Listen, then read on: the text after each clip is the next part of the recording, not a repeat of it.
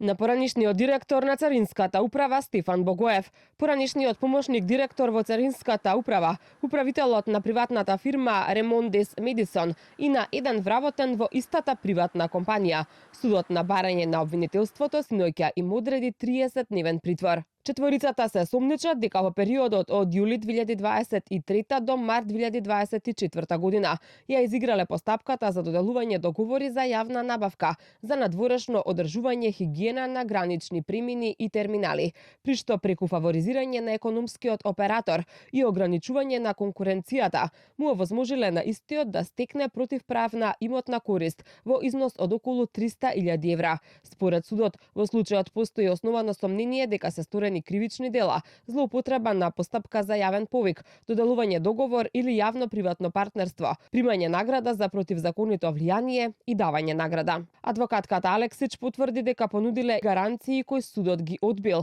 во однос на сомневањата за злоупотреби на тендер во царината. Рече дека на одбраната не и биле дадени никакви докази. На одбраната на денешното рочиште не беа презентирани никакви докази во насока на постоење на основано сомневање.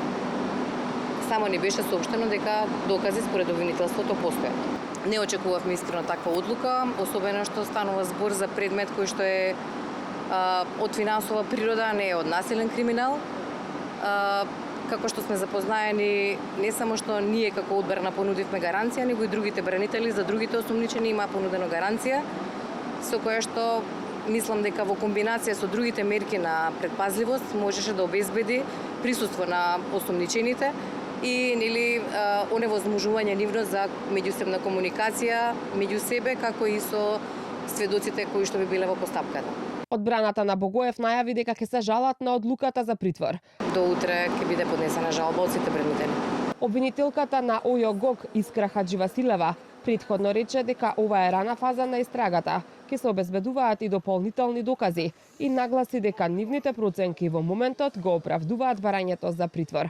Притворот бил побаран поради опасност од бегство и можно влијание врз сведоци.